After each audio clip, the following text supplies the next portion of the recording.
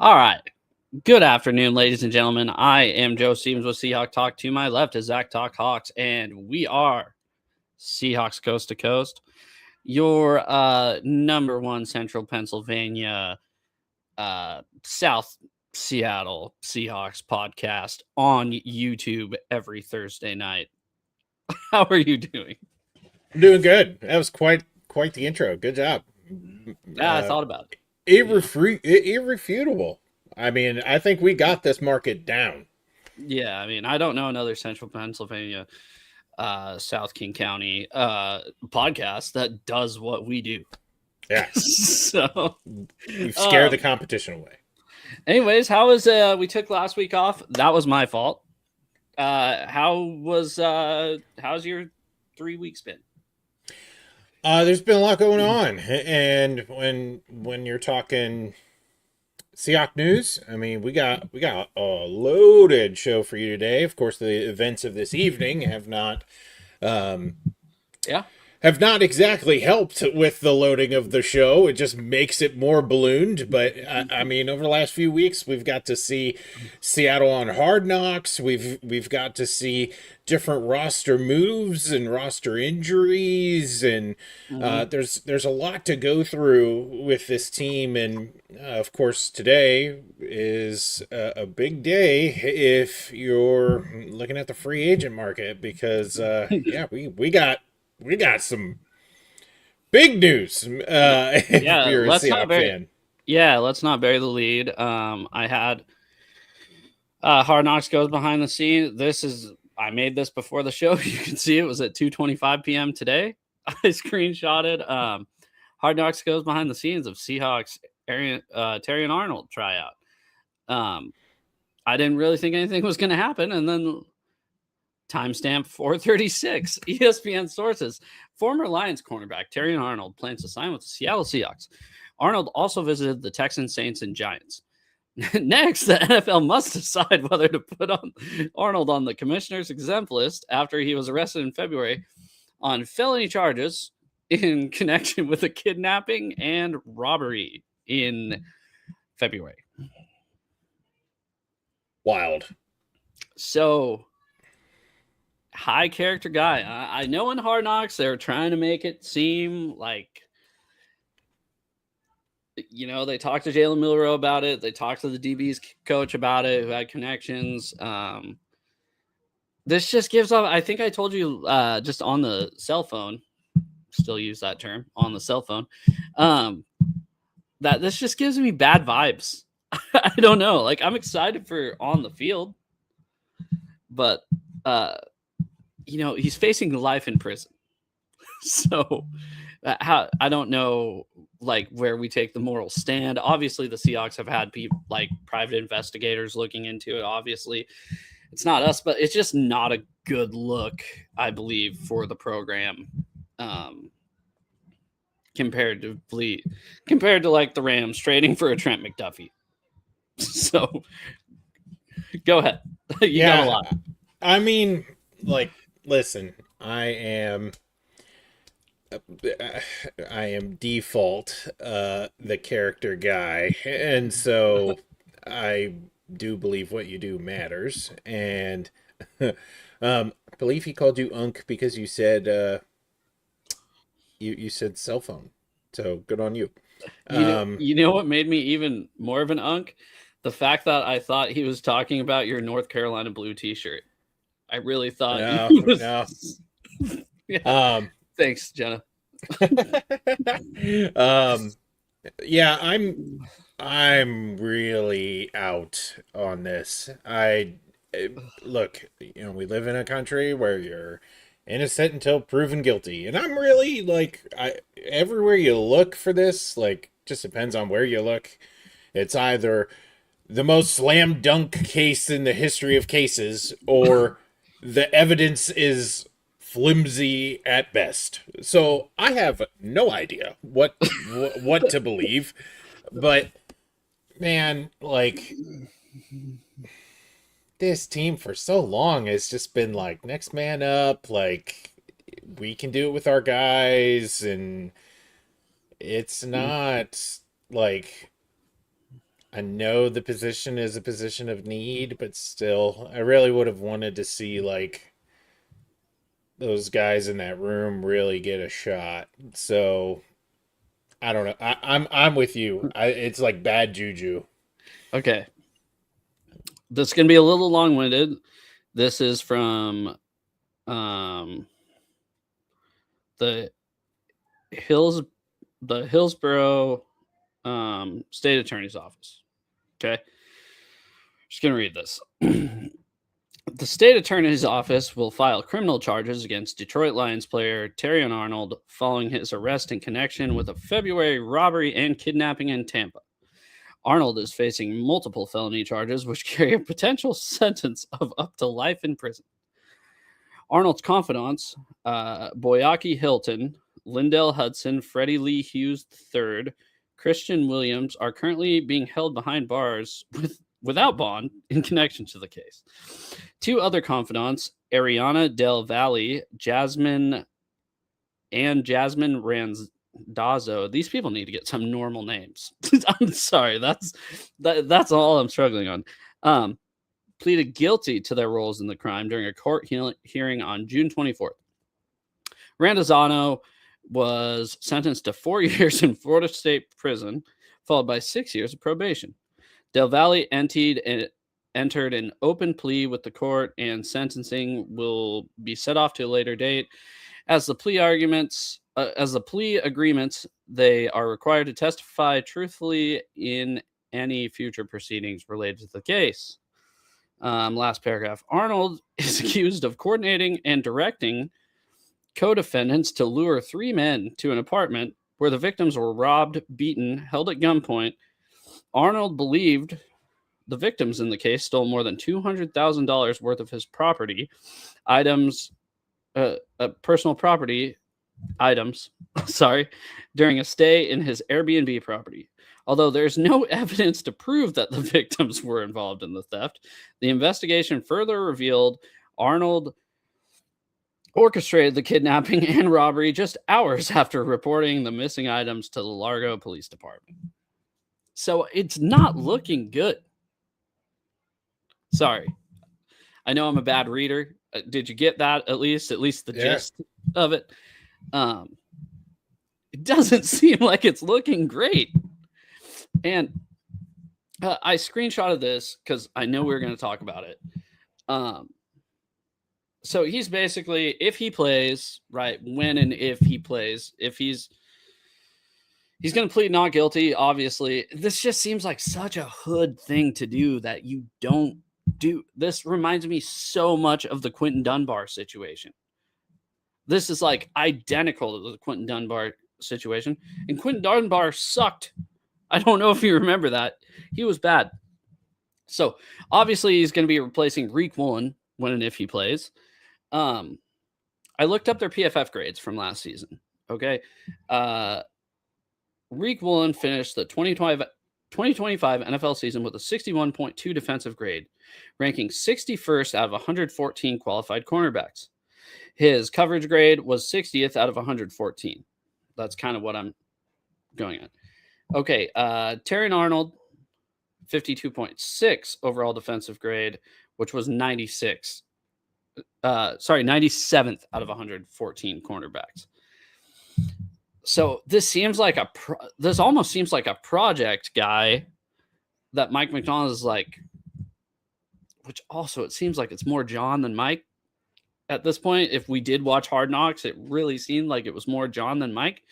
But it just seems like one of these project guys that not only is he a project, he's also possibly a convicted felon. So, yeah. At least we traded for Dunbar before the felony case came out. And, we've had history of this. The Frank Clark domestic violence issue at Michigan. He was a young kid. Not saying that this guy's not a young kid. He's 23 years old. But it's such a hood thing to do. And that's what kills me. And I just don't. We've had criminals before, right? We've had Michael. Do you remember Michael Kendricks? This reminds me a lot of the Michael Kendricks situation, where we have a guy that's awaiting a court date for a white collar crime for insider trading, and still playing for the Seahawks. I kind of hate it. Yeah, I do too. I just don't think it's necessary. That's the like this team for multiple years now has been okay with going into the season with gaps at positions, letting the guys on the rosters compete, and then if you don't fill it, like if those players aren't stepping up, they make a trade at the trade deadline. Yeah, and they've been excellent. Even when Pete was here, look at Leonard Williams, Ernest Jones. Ernest Jones is the best. Yeah. I realized Leonard Williams is probably the most impact player we traded for, but Ernest Jones, I think, is the glue that got us to where we needed to be. And then Rashid Shaheed. It's just I get the talents there. I totally get it. And I get they've done a lot more research than us just reading 2 paragraphs from the county's website that he got arrested in. It just reminds me of it. Like I think I told you on the phone before he signed. It seems like a bad karma move.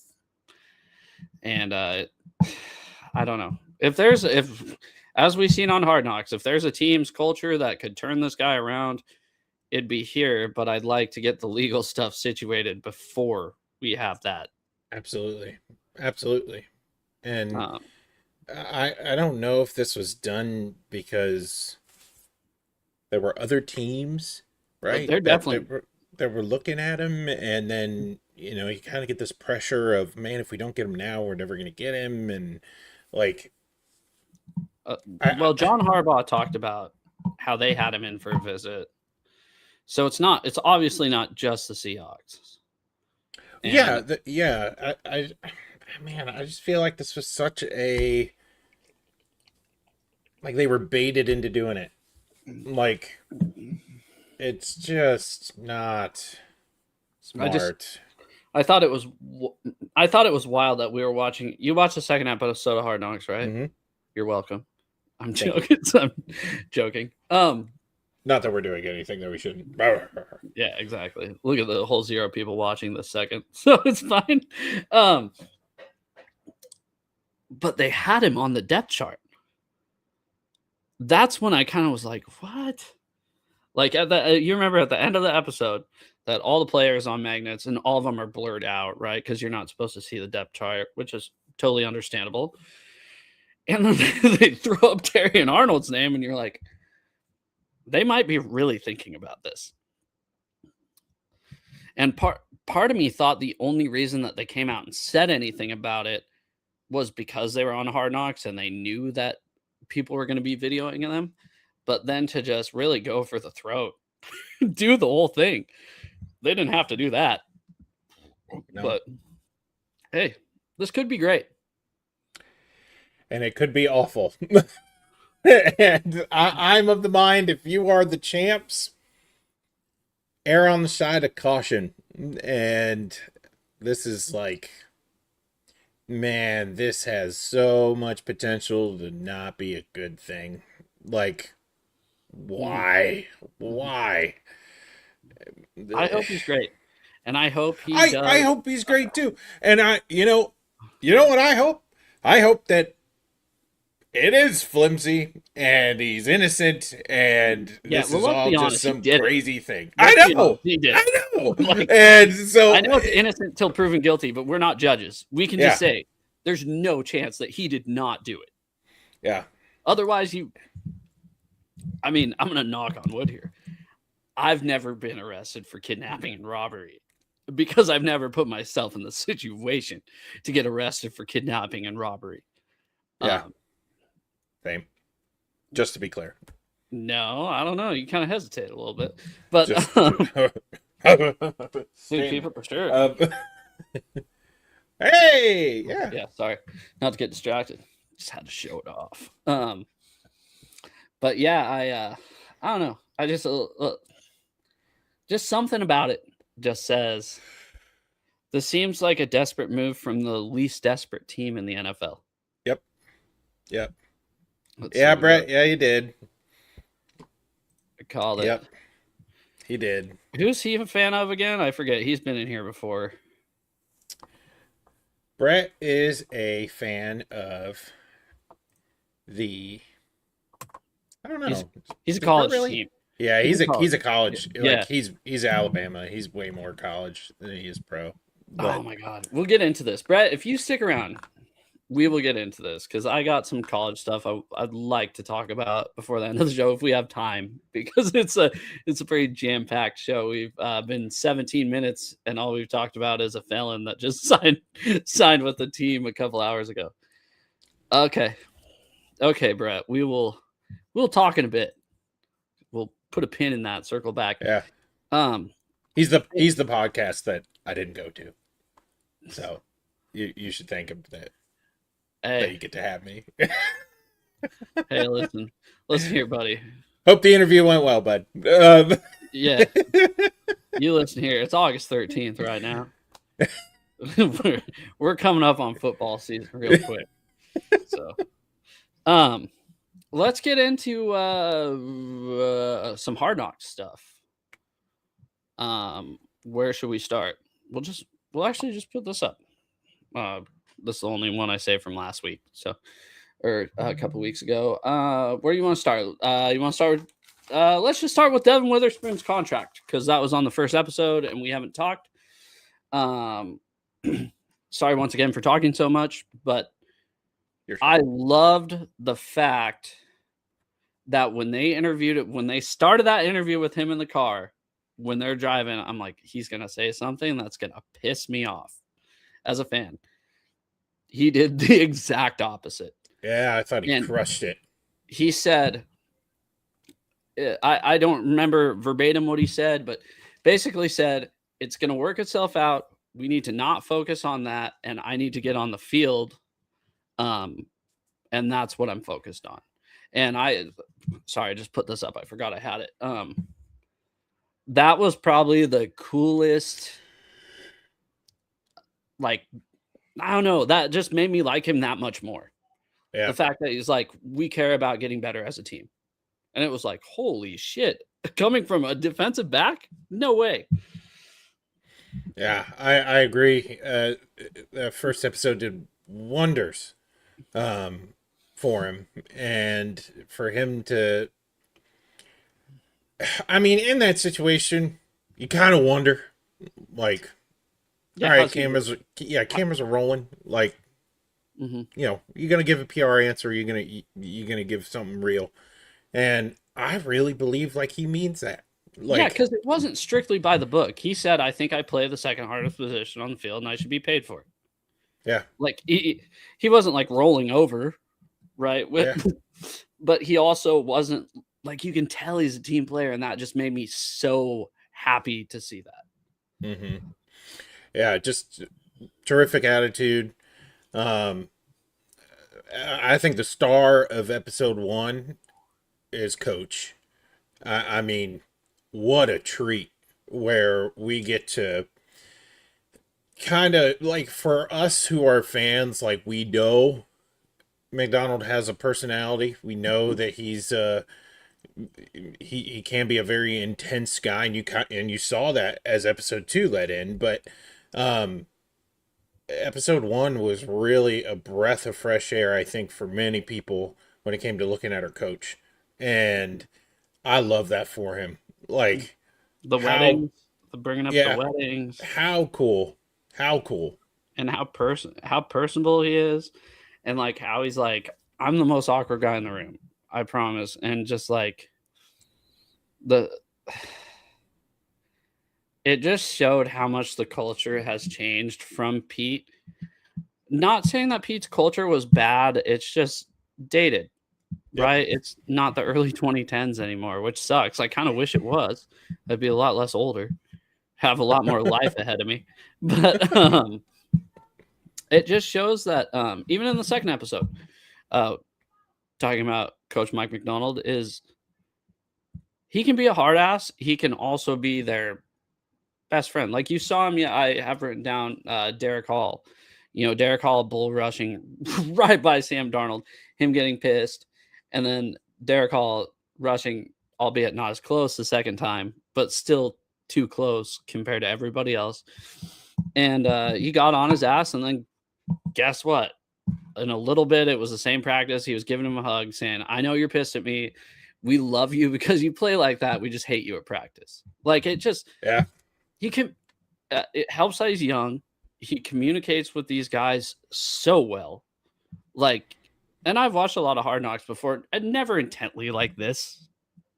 Obviously, it just, it's a breath of fresh air. Yeah, it is crazy. Like in that moment where McDonald is like, you can whine about it all you want. It turns out I'm the one that's leading the effing practice, and he was like really digging in, and that really hit me because I was like, man, for a dude who's never played the game, Yep. to look at these men who are giants ahead of him, right? Like McDonald, like you look at McDonald in like an isolated room, the dude is ripped. Like to us mere mortals, like McDonald's jacked. But then you put him next to all the football players, he's a small dude. And for him, who's never played the game, to have enough cachet to lean into a guy like that, like, there's coaches in the NFL that don't talk to their players like that. And the best part is, that if they do, there's less coaches that feel the need in that same practice to go and make it right. And man, like, what a cool breath of fresh air. Not only that, taking it back to the first episode, Brady Russell was talking about Derek Hall's money. Derek Hall seems to fight with a lot of people, and it's actually hilarious because it's not like, you can tell no one hates him. He just gets under everybody's skin, which is like, he's like the Eric Cartman. Not a lot of people hate Cartman, but he's going to be there no matter what. He's an integral role to this operation. There's no South Park without Eric Cartman. There's no Seahawks pass rush without Derek Hall this year. Him talking to Brady Russell, being like, did you kind of step over the line a little bit, talking about his money? He's like, yeah, I shouldn't have said that. It's we got nephews running around the back. Sorry if you can hear that. But it's just, I don't know. I love this team, and I'm so happy they're on. I don't think I'd care if it was another team. A lot of people are probably like, wow, this Hard Knock sucks. But for us, it's awesome. Yeah, I agree. Derek Hall, at one point he goes, my truck got stuck right here last year, and I'm assuming it's during the ice storm. Maybe if you put a front drive line in your truck that's 12 feet tall, you wouldn't get stuck as easy. So don't know if anybody noticed that his truck didn't have a front drive line, but yeah, Brett, if you're watching still, bud, you need to check out Derek Hall's truck. That's right. It might be the most think of a non-offensive word, and then it's pretty bad. It has interco boggers on it, on like 20. What's the biggest wheel size they make? They started making like 24-inch wheel diameter boggers. It's on bags, obviously, because it is about a 24-inch lift. And he did it all himself, right? He's like, oh, man, I work on my truck. He's taking the inner fender well off on the front with just a quarter-inch drive ratchet for no reason. I was watching that. So those of you who don't know, I am a heavy equipment mechanic, a diesel mechanic. And I'm watching it, and I'm like, they told him to just take the inner fender well off for no reason. And then all of a sudden, he just goes with his phone and hits his airbags. I'm sure to normal people that don't work on stuff, they're probably like, wow, yeah, he's really working on that. But I was like, wow, he's taking the fender liner off of his truck for absolutely no reason. I don't know. I thought it was funny. But yeah, Brett, you need to go Google Derek Hall's truck. Yeah, it's a mega If you cab. if you haven't seen Hard Knocks, you need to go look at this truck. That's It's like an making the early rounds. 20s mega cab with American Force like 24s and boggers and like a 24-inch lift. And it's insane. And there's no front drive shaft because he, for one, never puts it in 4-wheel drive, obviously, because he can't. And for two, dude, you have the money to have a custom made front drive shaft. Obviously, you got the rear done. Why wouldn't you? Yeah. Well, so other than his truck, I've been really enjoying Hard Knocks. The episode 2 was really cool. I feel like bringing in the Spurs head coach Yeah, I didn't and know he was from here. and yeah, I didn't know either. I Seattle native, and like bringing him in and talking Talking with about him. Wemby.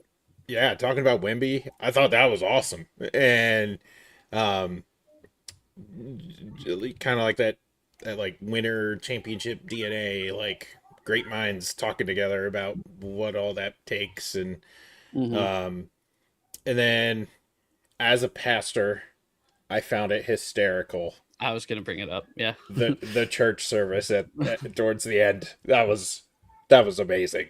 Yeah. And I might steal a slide or two and just sneak it in on Sundays because I thought that was hysterical. That was awesome. Yeah, talking about how I climbed Mount Rainier and the verbiage that they were using. Yeah. What does it say? Mob is good all the time, and all the time, mob is good. Yeah, that's what it was. Yeah. I thought that was awesome. Another thing I want from episode 1, the running back coach does say the word fuck constantly. I thought I was watching it laughing. I was like, dude, just what the fuck are we doing? Fucking this. And then he just shimmies. He's like, what the fuck is this? And it was like, I think he said a little too, like it lost its luster after the 20th time in 30 seconds. Yeah. But I thought, I think that was Coach Tom Hammond, I think his name was. Yeah. And like, the thing I don't understand is, I mean, I know the adage is those who can't teach. That guy is huge. Can't do teach. Yeah. That guy's huge. I don't know how he got to be qualified to teach running backs. Maybe he was a running back in a former life. Dude, have you seen God, there's an NFL running back. I can't think of him. Of course I can't. It's not Eric Dickerson. It's a guy around that time frame that you look at him and you're like, you were never a running back in the NFL. He weighs like 400 pounds. I think it's a common thing. He probably played college football. Probably. But I thought, speaking of coaches, episode 2, receivers coach was awesome. Talking about Jackson Smith and Jigba, how like he came up to him. If you're a Seahawks fan, you can kind of tell he was sliding DK Metcalf the entire time because he goes, JSN's so awesome to coach. He told us he wanted to be coached. There's none of the, what do you mean? But, and I just loved when they were in the meeting room, just two of them, and they were talking about run blocking, whether he was taking the corner or the safety. And he's like, I've been doing this for 3 years. And he's like, are you rage baiting me right now? You know I'm not having a good day. I thought that was awesome. JSN still talks like he's like 15 years old. Also, it reminds me a lot of Tyler Lockett, but yeah, not as like, you're going to hate this, but not as corny as Tyler Lockett. I feel like it feels more authentic. Not my boy. Did you just see that?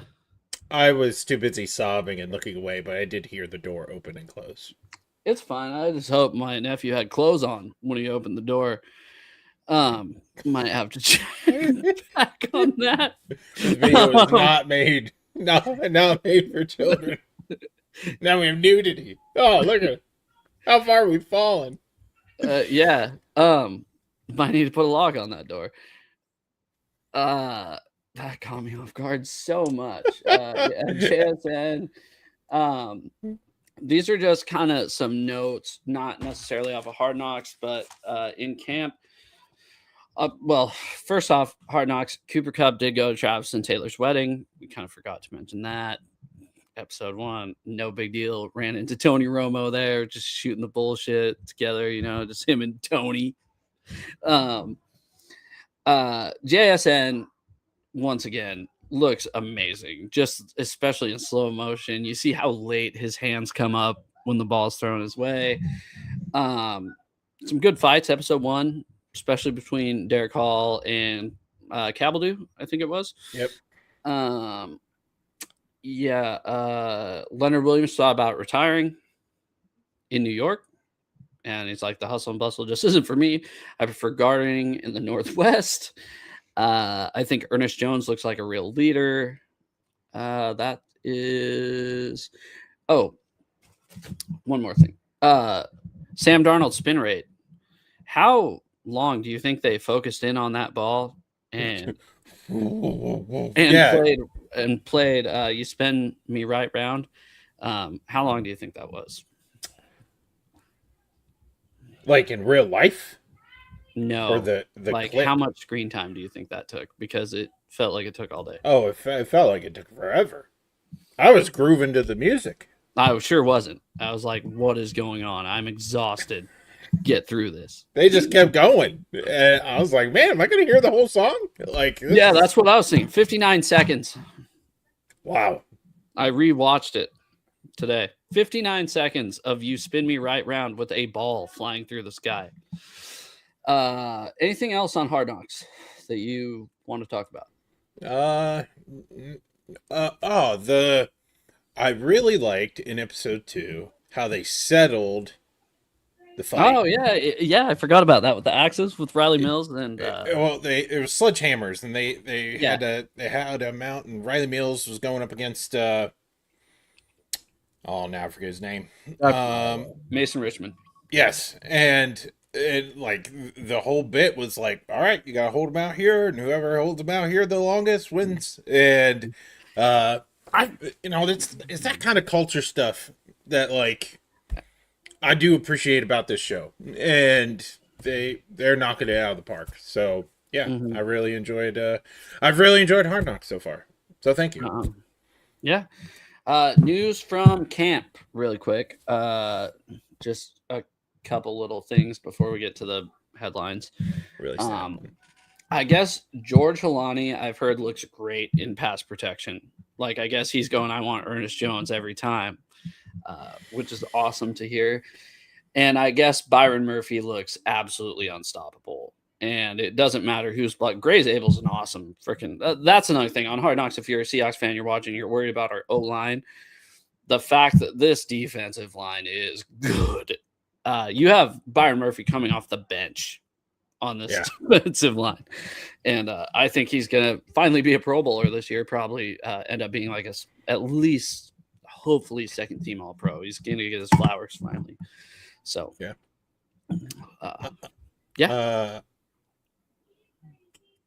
training camp news?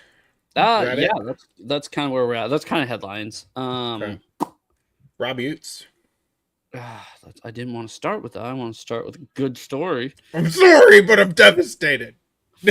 Okay, let's do this. This is good. Yeah, this is kind of the news we thought was going to be the news of the week. I cannot believe he passed his physical already from watching episode 1 of Hard Knocks, where he's just rolling around on a scooter. So big deal for the Seahawks. Obviously, Nick Umanwori. It is so nice having Hard Knocks because you can kind of like just. You heard Warren Moon talking about him with Mike Macdonald before the practice about how he's kind of a mixture of Kyle Hamilton and Derwin James, and it's going to be a big get if he can start the season off strong. Yeah. Same. It's all with all these guys coming back from injury. My only fear: don't rush them back. Like, trust the depth. Make sure that you're doing what you need to do. And same thing with like the Charbonnet stuff, which is like unfathomable that we're thinking that he's going to start as soon as what they think. And yet he was also in Hard Knocks, and he was just chilling chilling at the desk in the running back room, and I was like, holy smokes, like there's no boot, there's no nothing, he's there. And so yeah, don't rush him back. I know they're freaks of nature, but don't rush back. We need them. Yeah. I'm just excited. I'm so happy I didn't buy you an Eamon Mori jersey for for your Would have birthday cursed him. or whatever. Would have cursed him. Yeah, because we would have been like, dude, that was so dumb. Why'd we do that? Or sorry, I lied. I meant an Oots jersey. But because remember, I was like, oh, I was gonna get you an Oots jersey for your birthday. This hurts. Turns out he's on the IR. We did sign another fullback. Yeah, I was definitely thinking about you when the news broke. I guess it was finally reported it was a neck injury because remember it was weird the whole time. No one knew what it was. They were like, "Oh, he has an undisclosed injury." So I'll get your reaction on this because I don't care as much. It sounds like it could be like a career kind of thing because it's a neck injury, and that makes me really, really sad. And You're selfish. You don't care. You care about Robbie Utes. You care about yourself. Oh no! I just really, man, I was so excited bringing the fullback back, and he's so They're gonna good. have one. They signed a guy. I don't remember his name, but they signed a guy. His name is Lamp. It's gonna be Brady Russell duking it out with Brock Lamp, and I love Lamp. I love Lamp. Oh man, I can get behind that. I see how quickly I move on, but I think that I really really enjoyed him, and it does sound like this could be a career ender. So it does it because I didn't read much into it. I just I was like Zach will definitely know. Well, I do, and it ain't good. So is Lamp gritty? I don't. I don't know. He is. Okay. That's what Zach cares about. Zach likes a lot of grit in his fullback. Still got two gritty guys that can duke it out. First guy's in, last guy's out kind of guys. Yeah, Brady Russell and Lamp, really. What's up, Gregory? Zach loved Owen Schmidt. What's up, Gregory? We are mourning Robbie Utes as he will not be playing for the Seahawks this year, or more than likely not be playing football. Go away. In the near future. Sorry, no, I watched Talladega Nights not that long ago. Go away. All right. That's true, Gregory. That's true. What do you say? At least we won't have to witness a scary situation like we did with Ricardo Lockett. Or like Cliff Averill was weird because you're like, oh, it's a stinger. Same with Cam Chancellor, and that was the same season, like 4 weeks within each other, and it's like, oh, they'll be back. Nope, never. So, let's see what we got. We have a running back injury update. Okay, so don't know much about this. Darian Price has been dealing with lower body soreness. Probably the fact that he got like 2 carries all last season at Notre Dame, and they play an FCS schedule.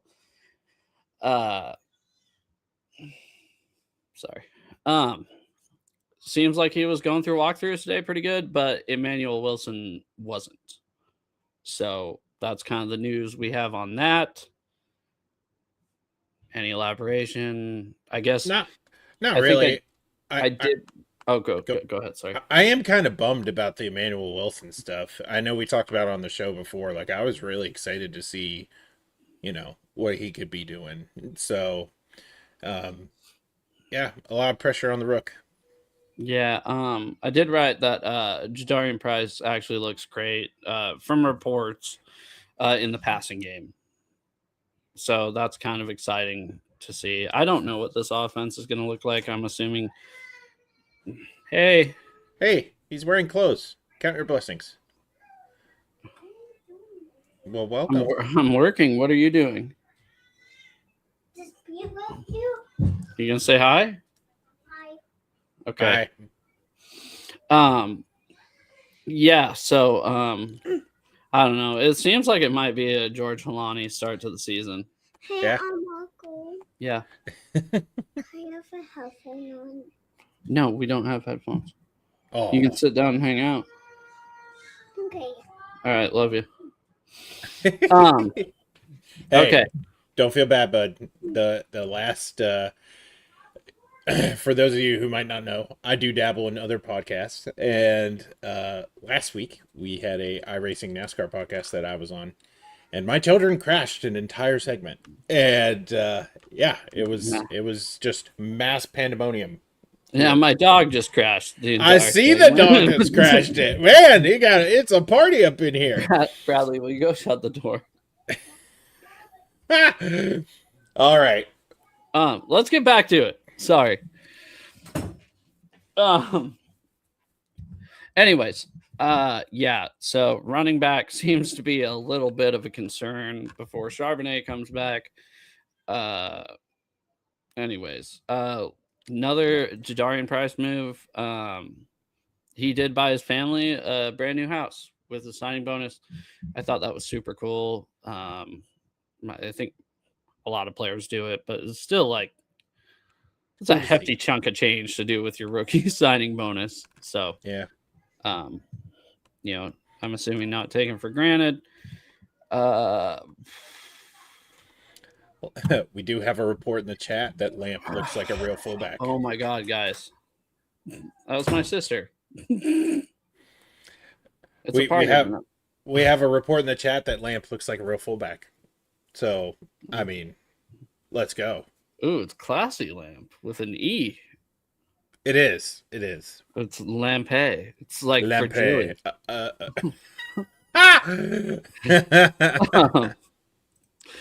For let's see here. I think this is the last Seahawks news. Let me double check. I kind of want it to be. Let's see. It's taking forever. How about this? Super Bowl preseason power rankings. Yeah. Pretty much the AP poll version for the NFL. Seahawks Super Bowl champs are at 3. I think this is bullshit. Sorry, I think Indiana should be ranked first in the country, or number 1 in the country in the AP poll and coaches poll, any poll out there. And I think the Seahawks should be ranked number 1. I agree. Even though the Rams were a 2-point conversion away from winning the Super Bowl. And only a 2-point conversion away. That's it. Yes. It was so funny. Earlier this week, it resurfaced. You remember the Indianapolis Colts player who they played against the Rams? And he was going to celebrate and he dropped the ball in the end zone. The next week he wasn't on the Colts anymore. No, but I've seen it. That would have won the game for the Colts. And they would have made the playoffs, right? They're pretty close. And we're talking about like a 2-point conversion play. Like, let's talk about all the other plays, right? So anyway, I agree. I think Super Bowl winner every year should be number 1 in the power rankings. They deserve it. They want the Super Bowl loser should be 2, no matter how many chicks your coach hooks up with. Okay, so obviously you know who won is. It's the de facto Super Bowl champion. Yes, the 2026, 2027, and 2028 Super Bowl champions. I was gonna the Rams. I have no idea. Yeah, love you too, bud. See ya. Did you just hear that? Sorry, I don't know why that made me laugh so much. Obviously, you know who number 1 is. It was the Rams. Oh my god. What I was saying was I hate it. This is not basketball. I think I've said this on this podcast before. The Seahawks are the 2025 Super Bowl champions. This is not the 2025-2026 season. 2025 season. This is not the 26-27 season. It's 2026 season. This is football. It's not basketball. Stop doing that. I'm just crowning the Rams for the next 3 Super Bowls. Yeah, for We sure. we don't even have to play football for another 4 years. Well, the AFC does. We don't. I mean, they're just going to beat anybody that comes out of the AFC. So everybody might as well just take a 4-year vacation. We'll all come back, and then we'll pick it up from there. Do you remember how much everybody was shitting on them when they drafted Ty Simpson in the first round? Does everybody forget that? They're one of the power rankings. Everybody was saying like a D, for the Rams offseason grades. Puka Nacua saying some anti-Semitic stuff and just biting people, Everybody fudgies. Forget about that. Can you guess who number 2 is, though? Because number 2 kind of caught me off guard. Broncos? Yeah. Yeah. I mean, talk to me when Bo Nix beats a freaking team from the state of Washington. I've never seen it. Sorry, I lied. From the city of Seattle. Because he beat Wazoo. Poor Wazoo. Yeah. I've never seen him do it. So why are you putting him ahead of us on the power rankings? I've never seen him beat a team from Seattle. But we do keep going on the power rankings if you want to. Or can I transition? Yeah. We do get a great uniform matchup, which I forgot to fucking screenshot. This is the show of record when it comes to great uniform matchups. I am a little disappointed that it's not color on white. It should always be in the NFL. It should always be color on white, whether the Seahawks bring back the white throwbacks or the Broncos wear a white throwback. And we're going to be live streaming that game for everybody. So, I don't know. I talked to my wife. I was like, I just need to do this. But, yeah, that's going to be an all-time great uniform game. Throw back to the AFC West. Yeah, it's going to be a lot of fun. And I was really pumped to see that matchup. The dinger, of course, needs to be color on white, but it's not. I was just wondering your opinion about that, because that's the first thing I thought of when I saw the. It's the first thing I thought of too. Honestly, it was, man, this is really cool, and it would have been a whole lot better if it was color on white. So that's okay. I don't mind color on gray either. Like when the Seahawks used to wear wolf gray, or like, I don't know if you remember in the early 2000s, the Patriots would wear silver, like a light silver. That doesn't bug me, but just color on color, like it just looks so like amateur. But it'll still, like I said, still be a great, all-time great uniform matchup for 2026. They are bringing the rivalries uniforms back, which I reported on, saying that they weren't going to, saying that this is the year of the white throwback, all right, because they don't have to wear the color rush uniforms, or not color rush, rivalry uniforms anymore. Turns out they're still going to do it, which sucks because they're ugly. Sorry. I don't have as strong opinion about it anymore. I do. You know why you don't? Because we had an amazing comeback. That's why. You've always had this take about uniforms. You're like, man, the ugliest uniforms can stay around forever if they get a big win in them. And yeah. Maybe that's the reason. I don't know, but I'm kind of indifferent about it. Maybe if they didn't Hey, maybe if they didn't use that ugly ass uniforms during that game, they wouldn't have been down 16 points in the fourth quarter. The uniform gave them the power to come back. Dude, the uniforms are the ugliest. I get pissed off even when I see people wearing them. I'm like, stop wasting your money. That is so ugly. So, for those of you watching, I don't know if you know this, I have about literally probably like 150 Seahawks jerseys. Never will I own a rivalry uniform. And if my wife got me a rivalry uniform or a jersey, I'd be like, nah, take that back, dude. I don't want that. Oh, man. All right, we got a couple minutes left. Want to get to news around the NFL? Yeah, sure. Okay. Both some are kind of Seahawks news. We'll split them. We'll go see. There's only 3 stories. We'll go Seahawks, ex-Seahawk, NFL, ex-Seahawk. Okay. We will start with the news of Kobe Bryant. Seahawks looking pretty damn smart for letting him go. Maybe if they didn't practice on that natural grass or play on that natural grass, he wouldn't have tore his ACL or whatever. Yeah, it's a bummer.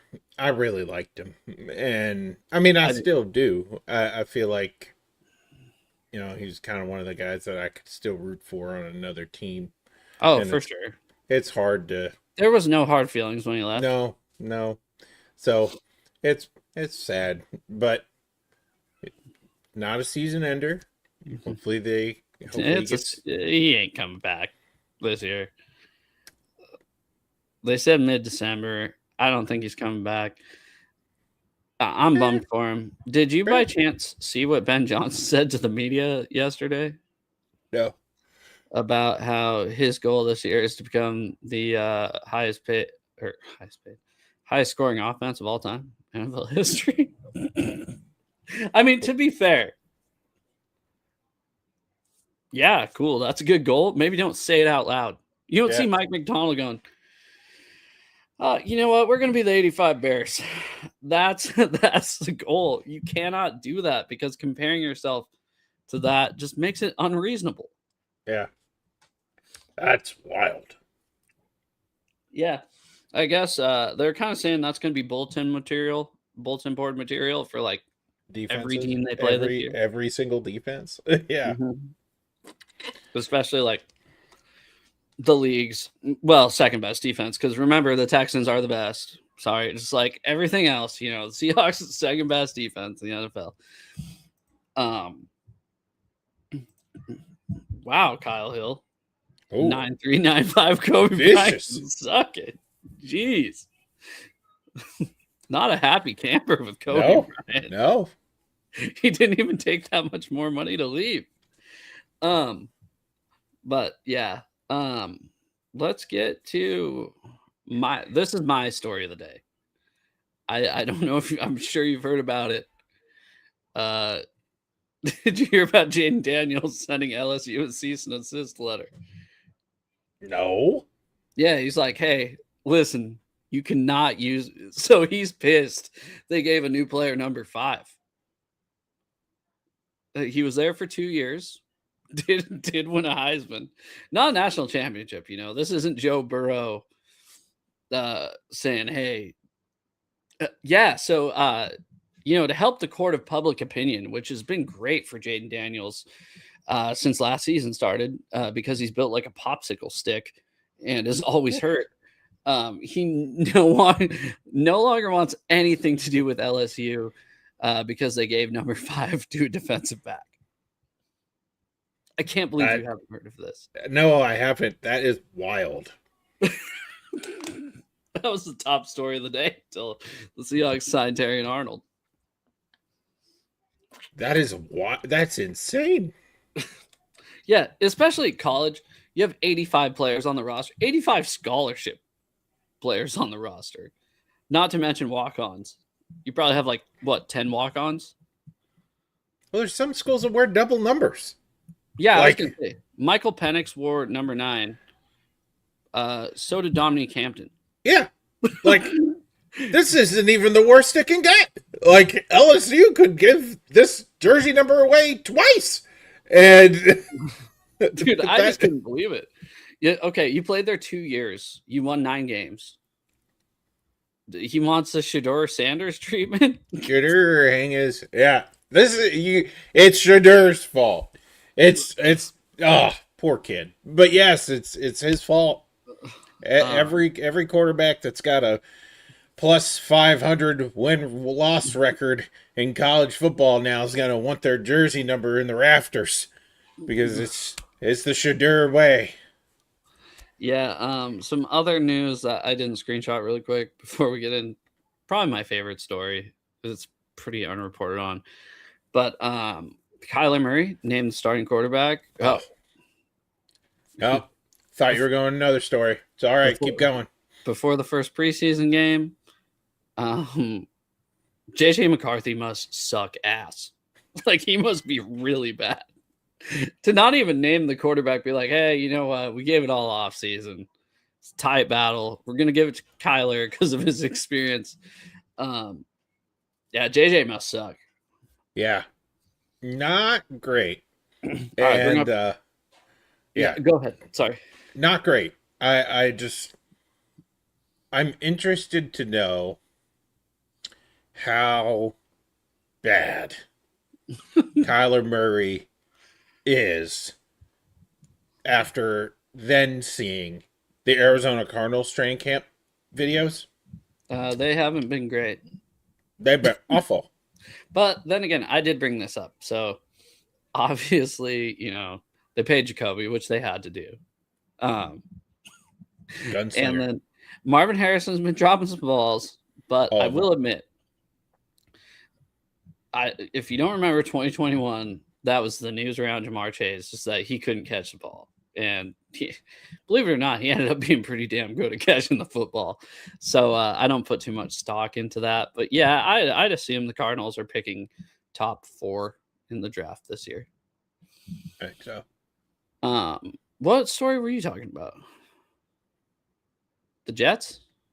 I saw you put your fists up. Go ahead. No. It's a story about next Seahawk, so I'm kind of waiting for that. Yeah. That's number 1. We'll just bring that up now because I forgot the other story I was going to bring up because Kyler got me distracted. Kenneth Walker actually hates everybody. He didn't show up to the Super Bowl ring ceremony. Only Seahawk not to show up to the Super Bowl ring ceremony. Turns out he hates his current teammates also. He's throwing balls at teammates and executing perfect takedowns. If you haven't seen the video, I'd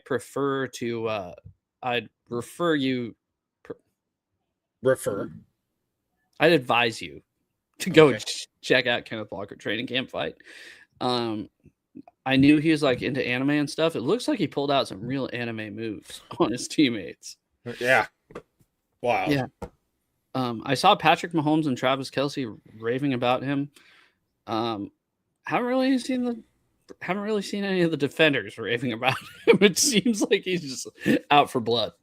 So it's wild though. Because like this guy, you didn't hear a peep out of him. No. Like is Macdonald like and the Pete, Mike Tomlin of running Pete. backs? And Pete had him for 2 years. Okay, well, and Pete took care of Marshawn. Pete took care of Marshawn for a long time.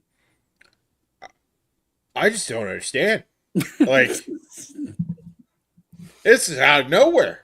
This is the quiet guy in the back of class. Yeah, so was his RKO that he did on his teammate. It was out I know. It's just like I don't understand where this is coming from. This Missouri. And it's hot. It's humid. It's hot. It's Missouri. It's hot. And that'd get me grumpy too. You know, all's forgiven, K9. I don't like the heat either.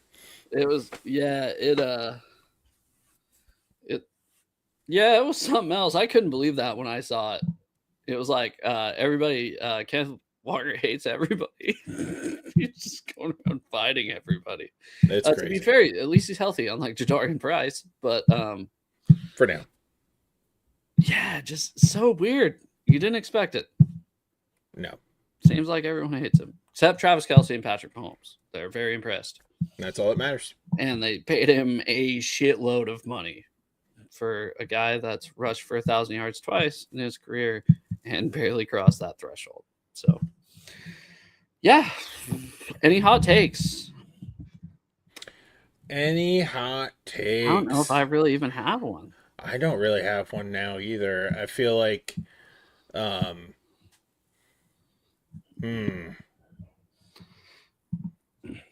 any hot takes? I really don't have one this week. I feel like we're kind of in the lull of waiting to figure out. Thank God for Hard Knocks.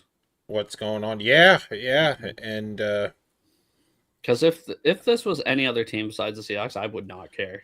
I'm sure. I mean, I'll take a stab at one. I don't really think it's a hot take. I think it's just like a safe assumption.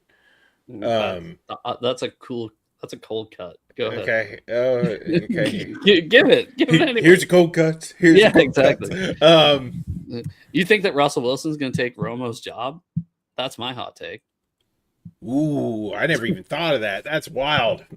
Okay, go ahead. That's a great hot take. Cold cut. Remind me. Oh, cold cut. Here's your cold cut. Feel like Arnold gets on the commissioner's list. I don't think he's going to play. Yeah. Yeah. I just It's like kind of- this. it's kind of Like a this hot is take. this is all like some like we're making much out of nothing. Like this is a very lukewarm take. Yeah, this is like this is a big hullabaloo. Like we've buried the lead the whole show. We got all up in arms about this, and it's gonna be for nothing. Like I don't think he's gonna see the football field. I think it's over. I think we're just making much out of nothing just because we want football back. Yeah. I mean, what? Yeah. Well, it'd be cool if he was like good and played for us, and then we're like, hey, yo, this guy kidnapped people and is a Super Bowl champion now. Sorry. Yeah. Look at what you can do. That's a good, honestly, that would be a great story to show the inmates at like San Quentin. Be like, look at this guy. You kidnapped people. So did this guy. Look at what he's doing. This could be you. Oh my gosh. He's a motivational speaker now. That's gonna be a sentence. Oh. Yeah, and you too could wind up like me, serving life in prison because I was an idiot. I get work release. Get work release. Oh my gosh. Yeah. Well, thank you, chat. We appreciate all of you. Yeah, thanks everybody. We appreciate it. This has been a fun show. It's been a fun show. We've been out of it for a little while, and now we get to come back and talk to you on a great day with a bunch of Seahawks news. So yeah, pretty soon it'll be weekly too. We're coming up. So all right. Thanks. Well, we'll see you soon. Thanks everybody. This will be a Thursday show from now on. I don't think we said that. But kind of once the season kicks off, it'll be more regular. So yep. All right. Thanks everybody. See ya. We did not care